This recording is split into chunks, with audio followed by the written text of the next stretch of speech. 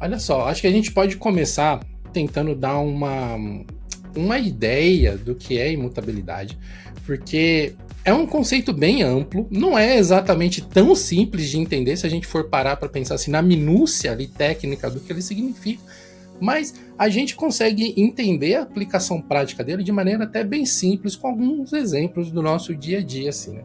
Então, o senhor Raul Craveiro e o senhor Jonathan Simeone. Os senhores estão voltando de férias aí com as energias recarregadas, né? Esse é apenas o segundo Geocast de 2026. E me contem, os senhores já brincaram com distribuições imutáveis?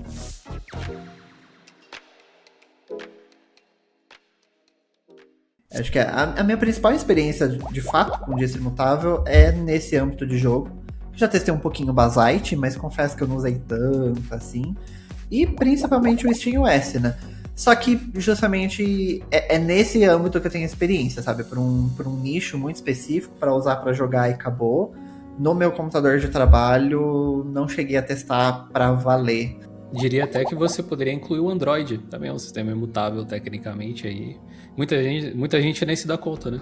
Que é uma coisa tão comum já. Provavelmente, se você tem uma Smart TV em casa, existe uma grande chance de que você também está usando um sistema imutável, alguns até baseados em Linux, né? Porque eu tenho, por exemplo, uma TV da LG aqui, e eu vi que ela utiliza aquele WebOS, que é uma evolução do antigo Palm OS, que existia em tabletzinhos e tal, e hoje ele funciona nas TVs com um esquema meio imutável, né? Eu tenho uma experiência até similar à do Raul, no Steam Deck também, Android, obviamente, então são duas coisas comuns do dia a dia. Mas eu, de fato, testei algumas e eu até achei apropriado que eu tentasse fazer essa gravação de um sistema imutável. Então, estou no Basite nesse momento, que é a distribuição que eu venho rodando em Dual Boot com o Pop! OS desde o final de novembro de 2025. Então, tem alguns meses de experiência, eu até já fiz um vídeo no canal a respeito das coisas que eu aprendi a utilizar ele. Tem sido uma experiência curiosa, porque KDE nunca durou muito na minha mão e dessa vez ele está bem estável, que é uma coisa incomum de eu dizer do KDE, pelo menos, na minha experiência. E dentro do Basite ele está assim.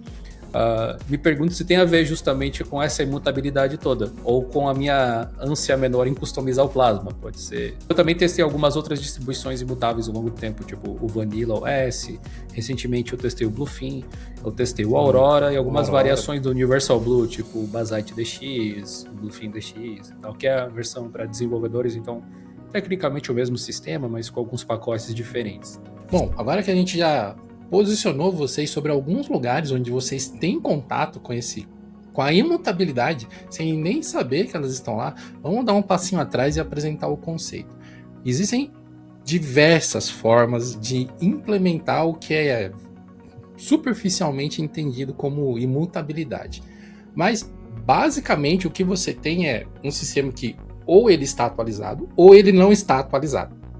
Não existe meio termo, como, por exemplo, se você pega uma distribuição tradicional, tipo um Debian, um Arch Linux que não seja imutável, né? Qualquer um que você pode atualizar apenas uma parte do sistema, o que pode funcionar, e geralmente funciona, ou você pode ter um problema durante essa atualização e aí o sistema passa a estar inconsistente. Você consegue mover apenas um pedaço do sistema, enquanto na maioria dos sistemas imutáveis, como eu disse, você não atualiza um pacote aqui, você troca o sistema antigo pelo sistema novo e mantém as personalizações, talvez, que você tenha feito, né?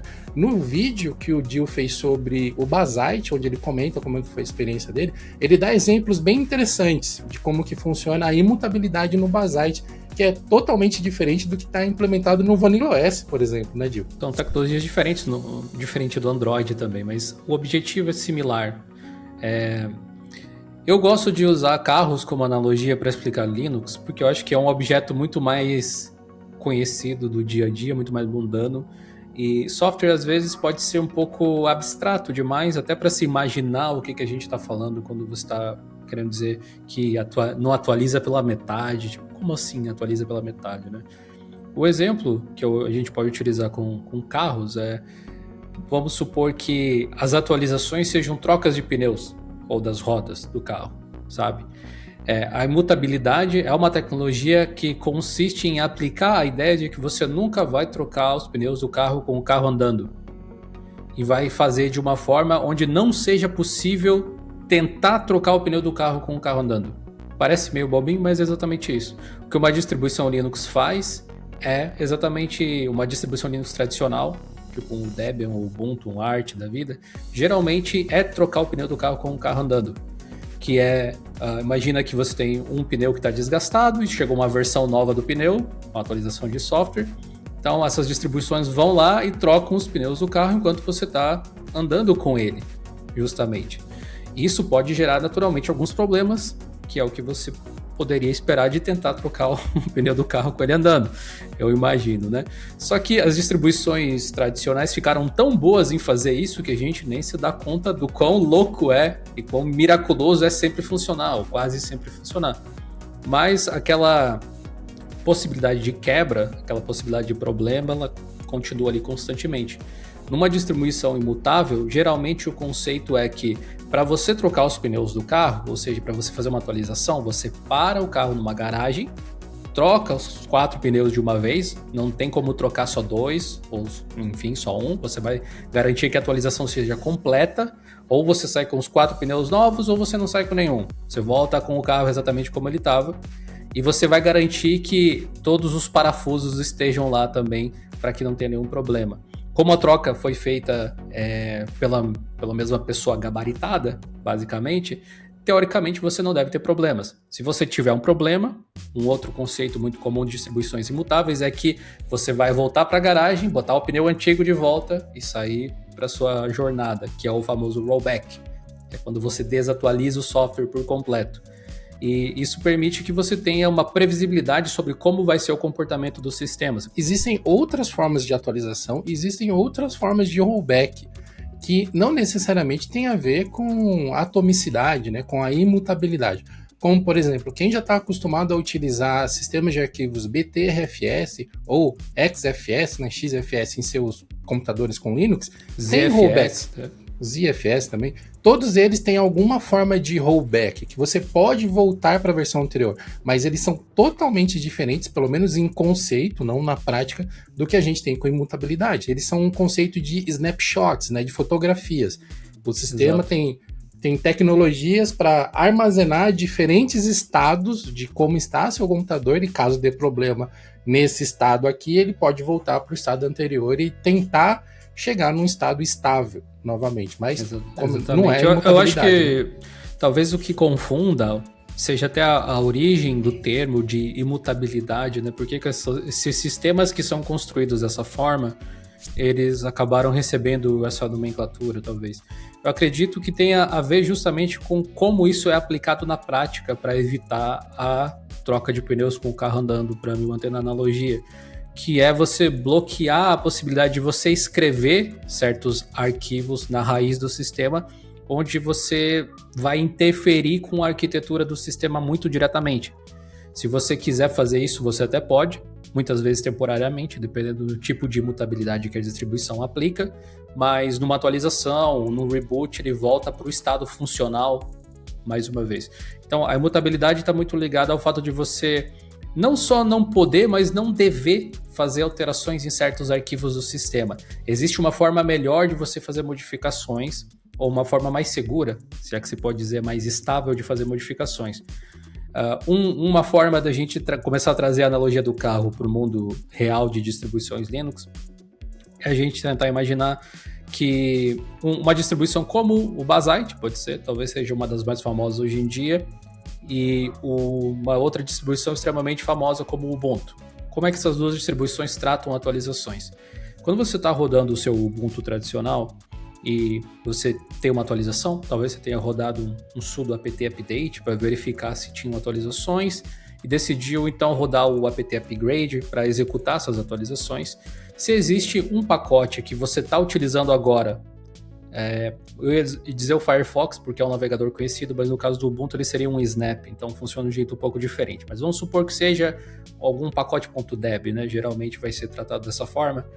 Se existe uma atualização para um software que está rodando agora, o sistema vai tentar parar ele e substituir literalmente o arquivo dentro do file system.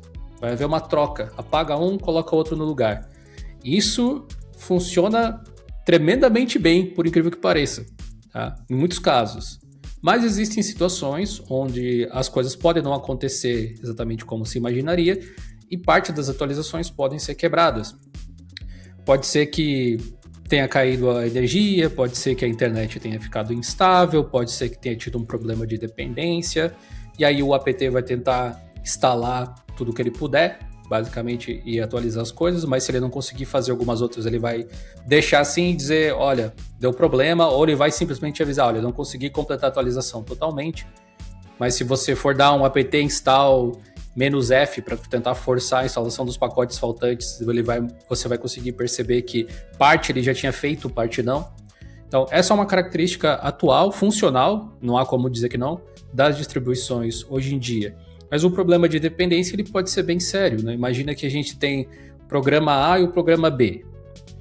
Ambos dependem de uma biblioteca, por exemplo, na mesma biblioteca. Por exemplo, uma lib.so versão 1.0. Aí, um certo dia, o aplicativo A recebeu um update e agora ele precisa da lib.so versão 2.0, porque ela tem recursos novos. O nome da libso é a mesma, mas ele precisa de uma versão diferente. O gerenciador de pacotes verificou que existia uma atualização para aquele pacote, ele fez a atualização para a versão 2, o aplicativo A está felizão, mas o aplicativo B tá tipo, cara, por quê? Agora eu não consigo trabalhar, sabe? Eu precisava da versão 1.0, você substituiu o arquivo. Esse tipo de coisa não deve acontecer em distribuições imutáveis, porque a atualização ela não vai ocorrer dessa forma. Você vai baixar uma imagem inteira da base do sistema e do estado do sistema e vai carregar ele no próximo boot, ou seja, depende de uma reinicialização nesse caso. Você não precisa reiniciar sempre que sair uma atualização, mas a atualização só vai ser carregada no reboot, o que é perfeitamente plausível para computadores domésticos e até mesmo smartphones. É por isso que quando você instala um update no Android, daqueles massivos, ele baixa uma imagem nova do sistema, por isso que a quantidade de espaço é um pouco maior, né? São vários gigas muitas vezes que você baixa, é todo o Android de novo, basicamente, e ele reinicia para completar a atualização. Esse é o motivo desse tipo de coisa acontecer. É basicamente isso que ocorre dentro do ambiente imutável. E aí tem várias derivações que vêm a partir disso, que entra a atomicidade que o Ed falou, por exemplo. Você pode combar toda essa lógica com o BTRFS, que é o que o Basite faz. Você pode combar isso com o BTRFS, com aplicativos em containers, que aí você consegue fazer rollback dos containers e não do sistema inteiro, que são os Flatpaks, Snaps, App Images e coisas assim. Cara, é muita coisa, é muito legal mesmo, mas é complexo para entender. Esse aqui foi apenas um corte de um episódio do Geocast. Para acompanhar todo o papo, é só você clicar no card que vai aparecer aqui na tela. Valeu pela companhia e até o próximo vídeo.